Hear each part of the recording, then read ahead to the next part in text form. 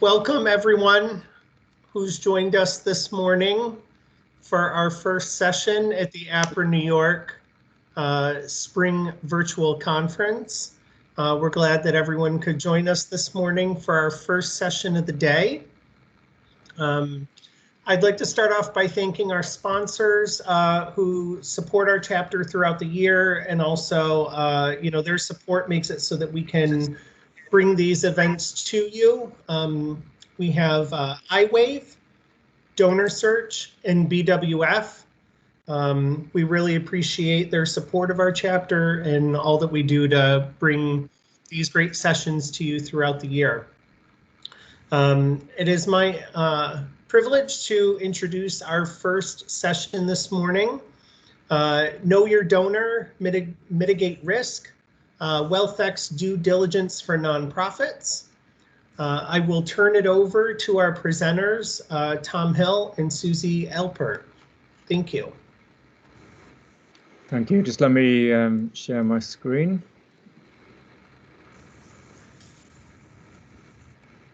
Okay, over to you, Susie. Hi, everyone. Good morning. We're super excited to be here. I am Susie Alpert, and I'm the director in the education sector in the Americas here at WealthX. I've been with the firm about 3.5 years. For those who I've worked with and have met previously, it's nice to see you. And for those who I have not yet had a chance to meet, it's nice to meet you here. Tom and I are super excited to speak on such a hot topic across all organizations and higher ed institutions raising major gifts, due diligence.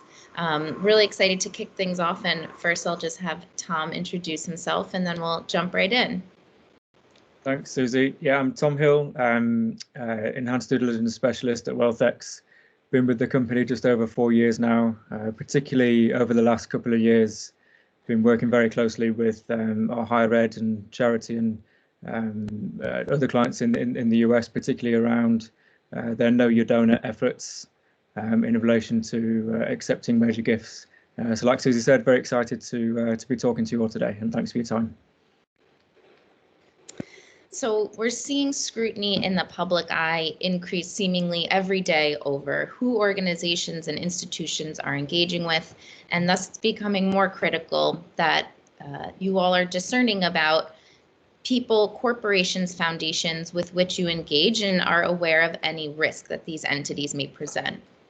And over the last 18 months, we've been seeing organizations of all sizes implementing scaling strategic due diligence processes. So we hope today to provide insight around key questions to consider and best practices for rolling this out within your own shop.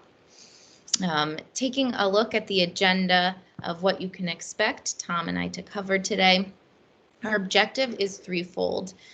To ensure that you understand the types of risk associated with donors, understand WealthX diligence and how our solutions work, and last, provide information and insight around how your organization can develop a more proactive and systematic due diligence approach. At the end, we will have 5 to 10 minutes for questions, so please feel free to submit those using the chat throughout, or you can just at the end turn on your mic and chat with us. Anything we don't get to, we'll be sure to be in touch directly. We'll ensure that you have our contact information, and don't be shy to reach out as well. We'll start with just reviewing what is due diligence.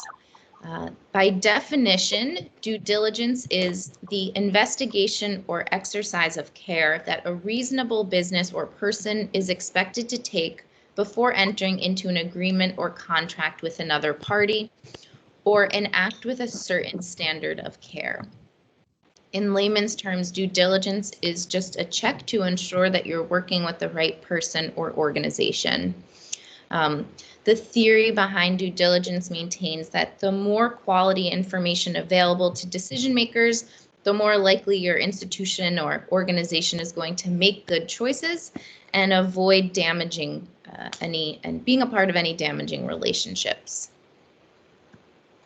We see due diligence used in so many ways to manage regulatory and practical risks across multiple industries, financial services, luxury, but specifically within the nonprofit space, we're seeing organizations completing risk assessments on major donors, particularly those being considered for naming opportunities, perhaps endowing a professorship, and high-level volunteers like board members, trustees, campaign chairs. So as this is becoming a more and more critical piece of the puzzle, we'll think about what types of risks are we talking about. And so in terms of risk potential, we're going to focus on the core two. The first being reputational risk. And I think we're all aware as this picture shows of the media circus that can result from an organization or foundation engaging with the wrong philanthropist or volunteer. And this circus just muddies the outcomes and takes away attention from the actual impact an organization may be bringing to the table, and all that's seen is this scandal, which can have long-lasting and long-term effects on the brand. Which then brings us to the financial damage that can occur as the risk that can negatively impact your bottom line. A reputational blunder can deter donors at all levels away from making their annual contribution, or selecting your organization or institution as a place to make a major gift. And beyond that, there are typically large investments required for crisis PR firms, legal fees, and other costs that can perhaps be avoided. Here are a few examples that I think everyone is aware of and serves sort of as the what not to do roadmap. How can your organization avoid entering into partnerships that land you in the New York Times or Washington Post for adverse media? So with that said, I'm going to pass it off to Tom, who's going to talk specifically a little bit about WealthX due diligence and how our solutions are uniquely positioned to properly vet your donors and volunteers. Thanks a lot, Susie. Yeah, so let's have a look at the solution or solutions that we bring to the table in this space. So why WealthX? Why would you want to partner with a company like us? We believe we're fairly uniquely positioned, sort of leveraging WealthX's core capabilities around net worth estimation and source of wealth work to provide some really in-depth due diligence, because that source of wealth research is really at the cornerstone of our offering. And in terms of looking at the key benefits and what we'd be helping to achieve or try to achieve, we'd really be helping to try and avoid reputational damage. Obviously, there's the sort of the financial and legal side of that as well. Really trying to proactively address this risk, not reacting when something is blown up in the media, trying to prevent that from even happening by sort of incorporating this seamlessly into your workflows much further back. Obviously, it would depend from organisation to organisation and at what point you deem it appropriate to conduct these checks in relation to the solicitation process.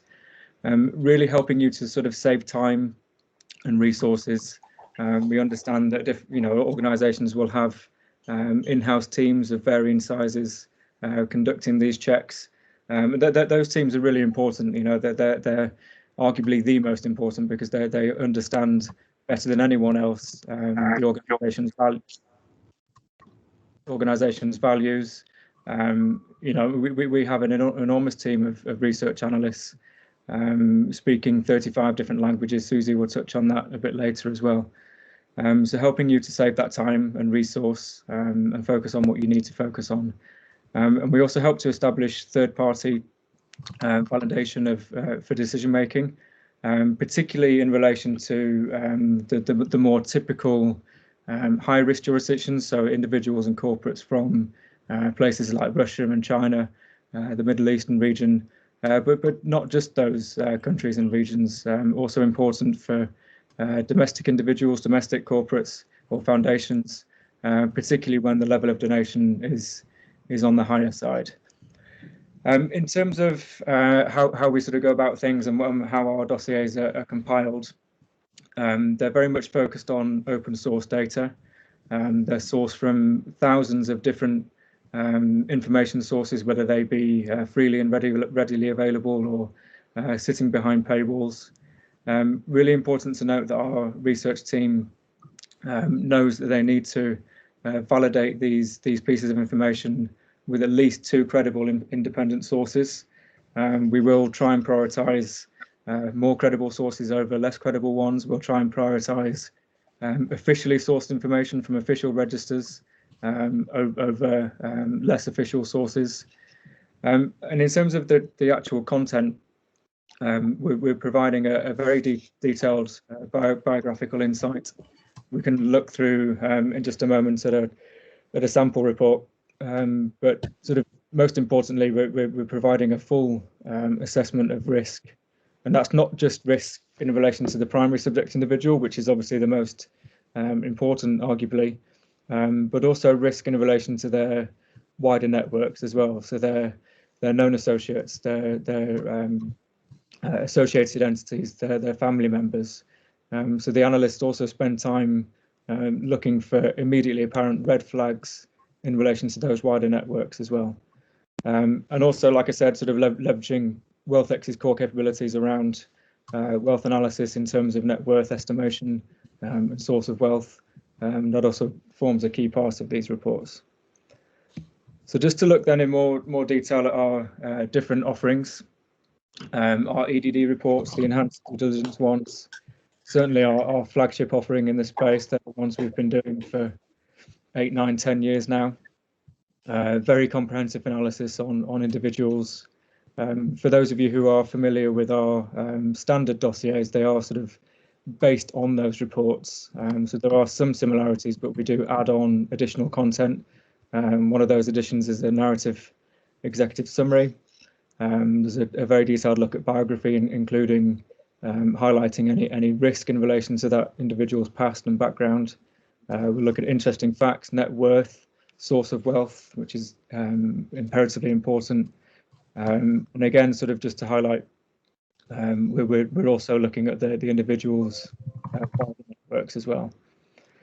Through client demand, probably 2 or 3 years ago, we also started to offer a corporate diligence report.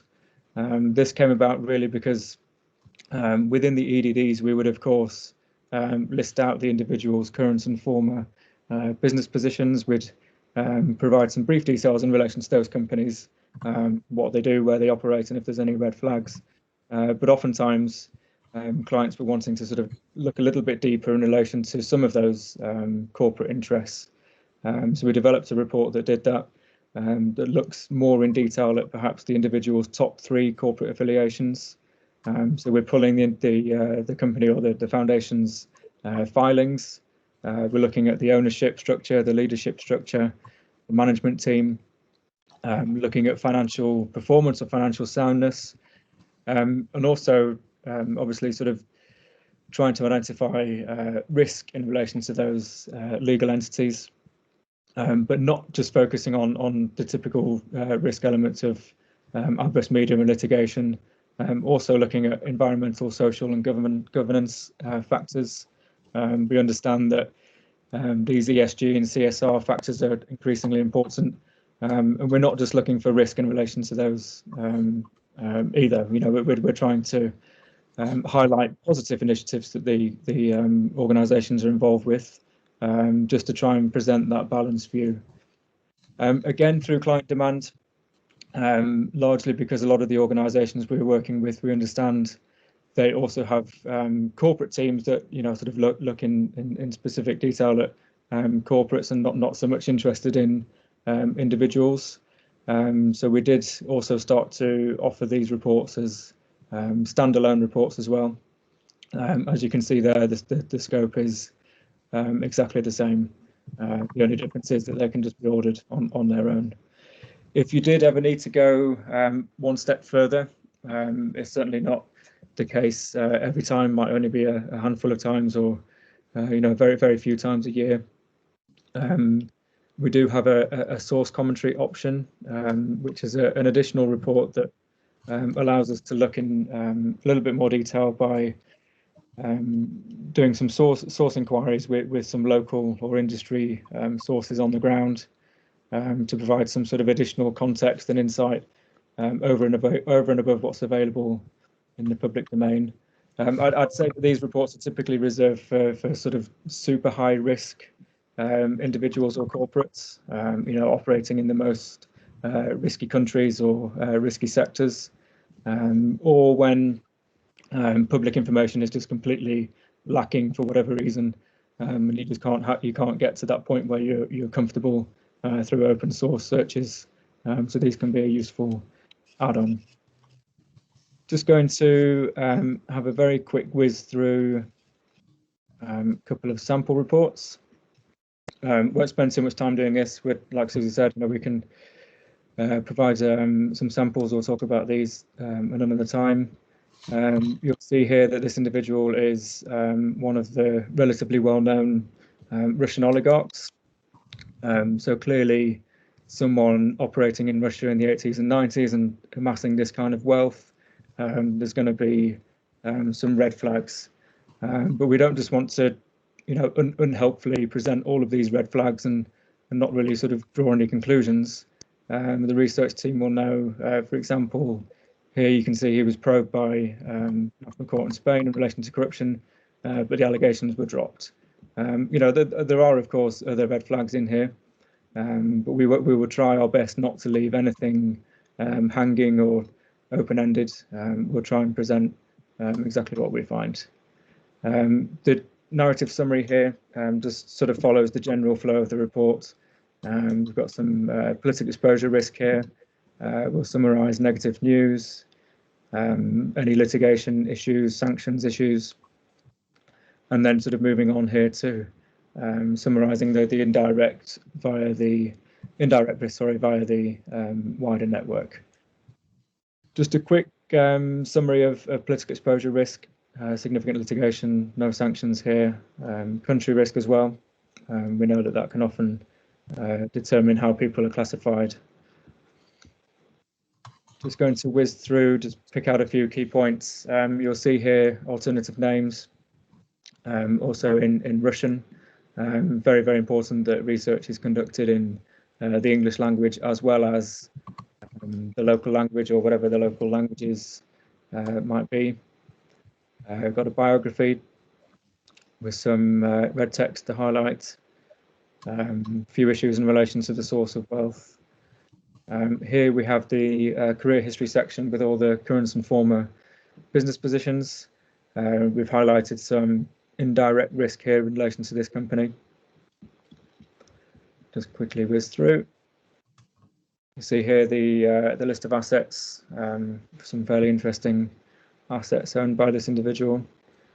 Interesting facts, which are perhaps where we might summarise some of the adverse media.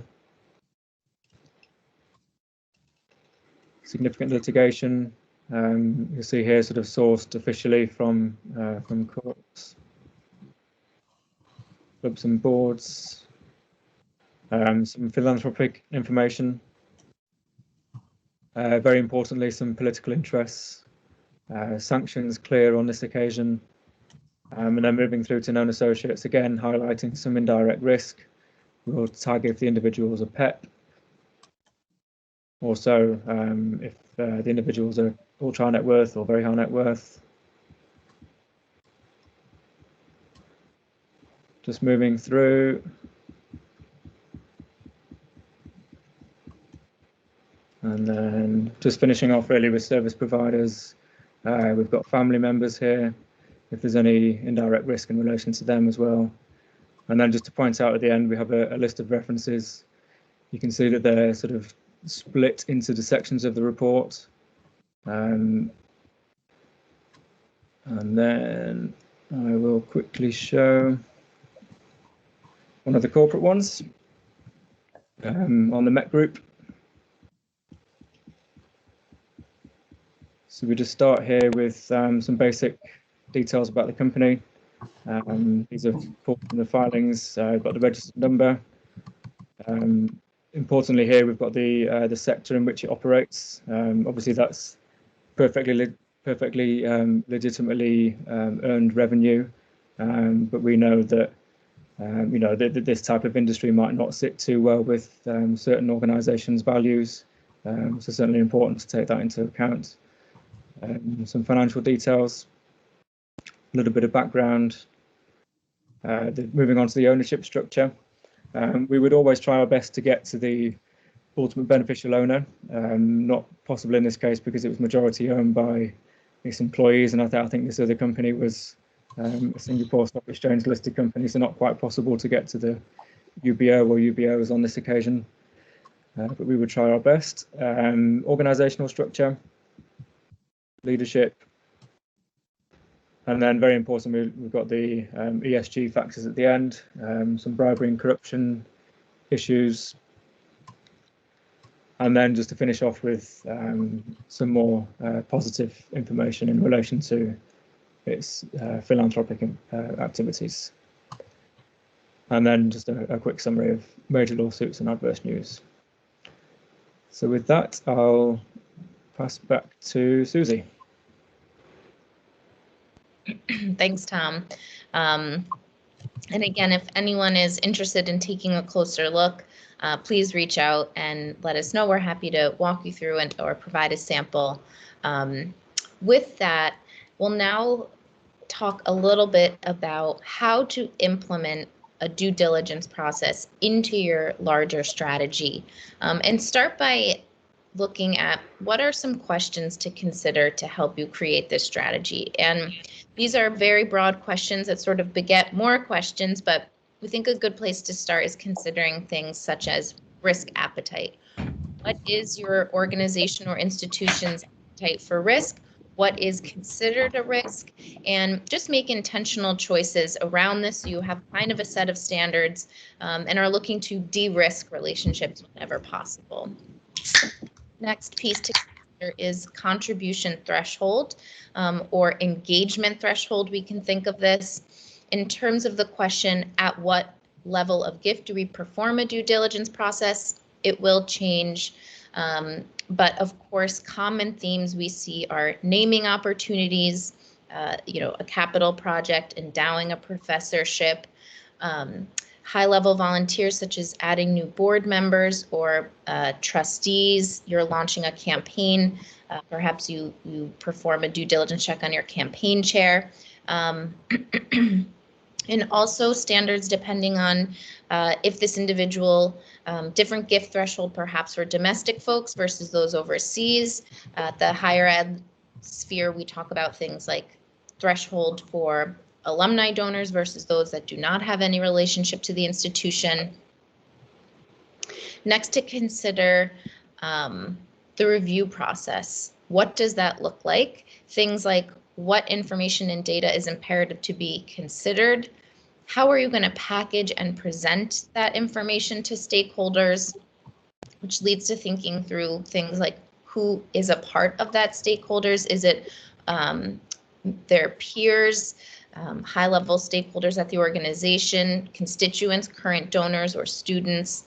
Really can vary depending on what makes sense for your organization. And thinking about the post and longevity of these checks. Are you using a rating or coding system in your CRM moving forward? And the last piece here is the stage of engagement. At what point is the right time to perform this due diligence check? And in general, our theory is the sooner the better. It supports your organization spending your time and resources most efficiently. You want to ensure that these folks have the capacity and do not pose any risk before you get too far down any road. We talk about this idea that the depth of diligence can change depending on the stage of the conversation, but that it's always important to be aware of who's in your pipeline and how that can impact your organization. And I saw Kimberly Murray, and I'm like, how do I know that name? Sorry. In-house versus outsourcing question. Mm-hmm. What can your team maintain versus when is it valuable to leverage an external specialist capabilities to implement the process?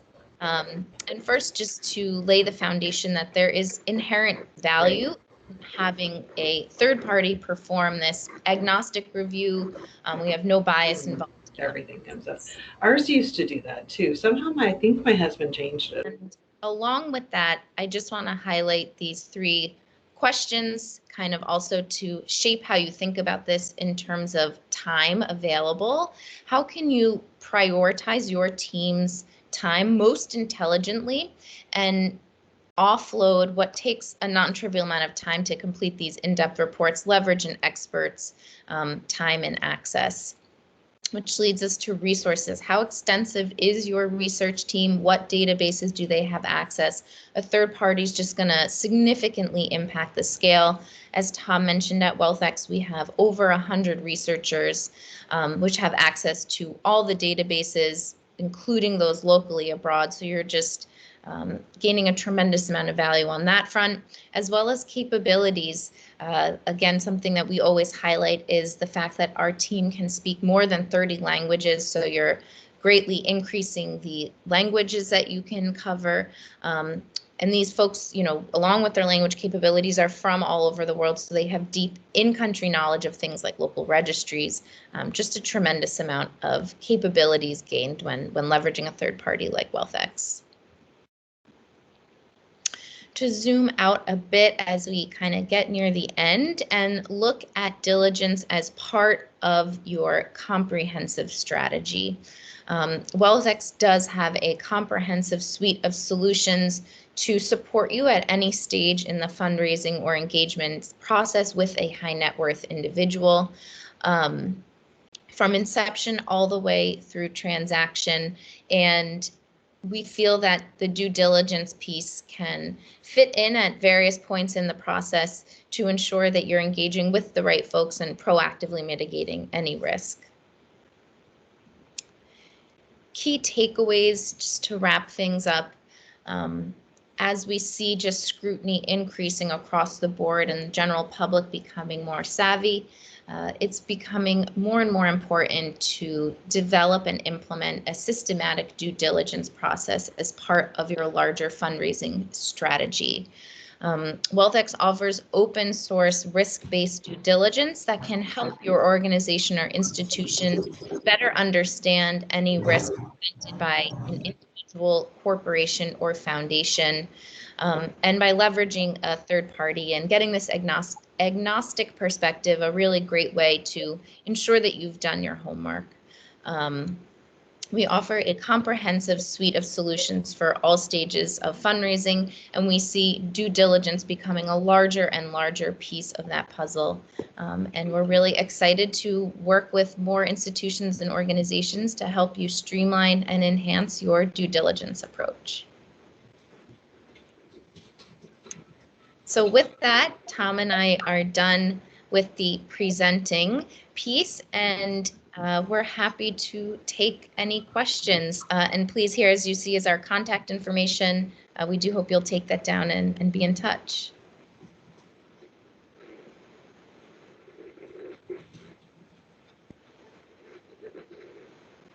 Is there any questions in the chat?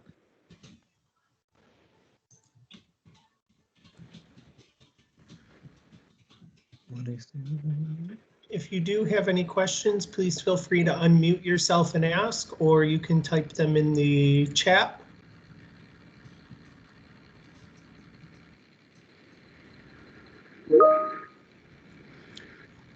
Nice to see familiar faces. Yeah. Yes, the recordings will be shared. Everyone will receive an email by the end of the day on Friday with a conference follow-up.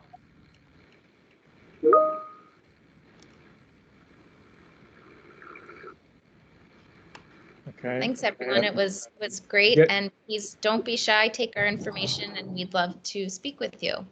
One of the questions that came through is, do you have a sample Chinese profile? Yes, we do. Yes, plenty. We can pick out a good one. If the person have asked at any particular wealth level, we're talking sort of low millions or billionaires, or just any Chinese profile with some risk in there. We can send some over.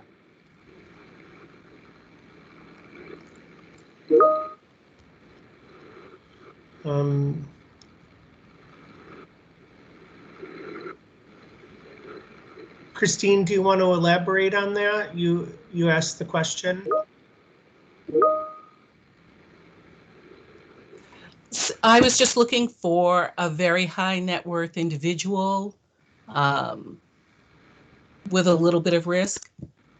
It's so hard to get data from China, so it would be very interesting to see that. And hi, Susie. Hello. University of Iowa. Nice to see you. Nice to see you again.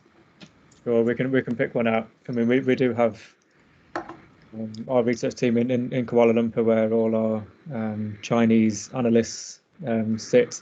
We've done hundreds, probably thousands on Chinese individuals over the years, so we'll certainly pick out a relevant one. Yeah.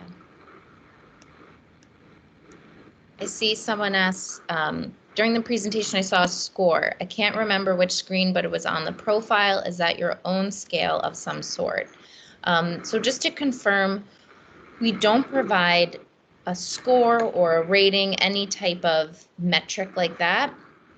The dossier is simply a comprehensive collection of all of the information available in the public domain pertaining to their direct and indirect risk. The quantifiable piece is their net worth estimate. So we provide you with all of the intelligence around who they are, any risk associated with them, direct or indirect, in the context of their net worth, with information around the source of wealth. And we say that, then the scoring or rating is subjective for, each institution to take their own approach, but we won't give any type of rating or anything like that.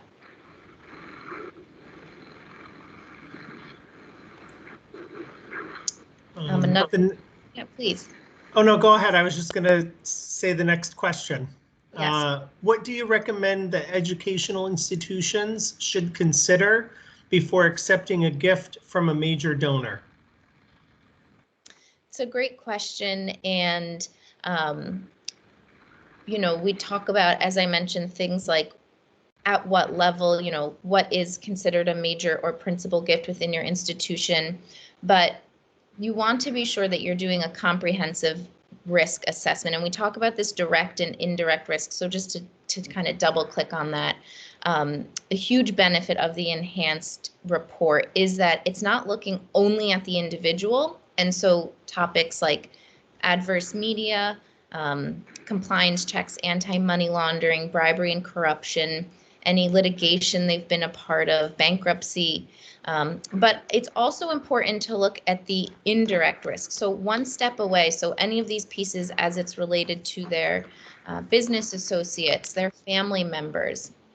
And I think that zooming out a bit is really important. As we say, folks are becoming more and more savvy, and that it's not just the individual, him or herself, but those also one step away, which also ties into the corporate due diligence piece of having an understanding of these entities of which they, are perhaps chairman or director, any risks, litigation, red flags to be aware of with these entities is also the more comprehensive way to look at it. Yeah, and I would just add to that, sort of really getting to grips with the source of wealth and looking if that's been amassed legitimately, or perhaps elements of it that might be a little bit concerning. Not just in a risk sense, but also looking at the type of industry the individual's been involved in.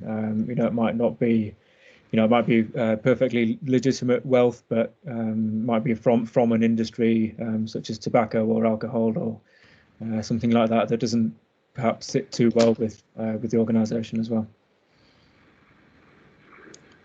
There are some questions here on if you can share one of the Chinese profiles.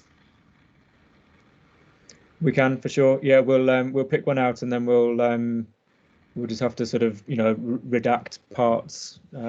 Yeah. So please bear with us while we sort of get it ready and fit for wider consumption. Next question. Do you have best practices for storing this due diligence research in the database? Is it saved in CRMs or in a general counsel office? It's a good question, and we see different organizations, again, it depends, taking different approaches.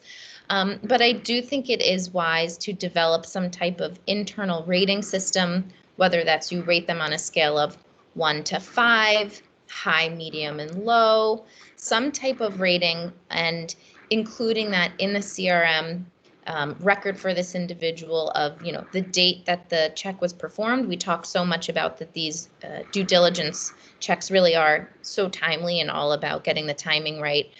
So what date was it performed and at what rating were they assigned? And so in terms of coming up with the rating system, also considering, who are the folks that will determine what qualifies as high, medium, or low risk, a 1 to a 5.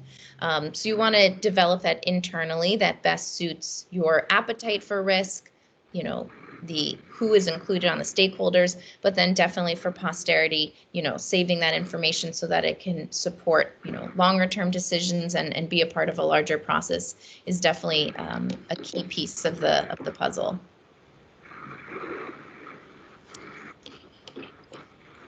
Great. Are there any other questions? Anyone have any additional questions?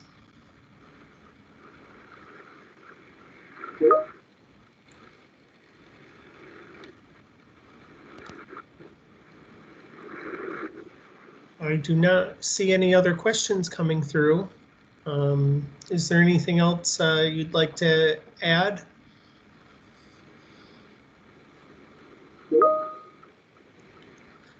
The contact info for everyone will be in the follow-up email you'll receive after the conference.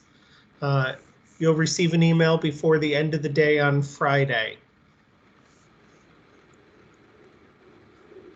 So, perfect. Well, thank you very much, Tom and Susie, for sharing this information with everyone today. This has been great, and we really appreciate it. Thank you. Thanks, everyone. It was great speaking with you. We'll talk soon. Bye. Bye.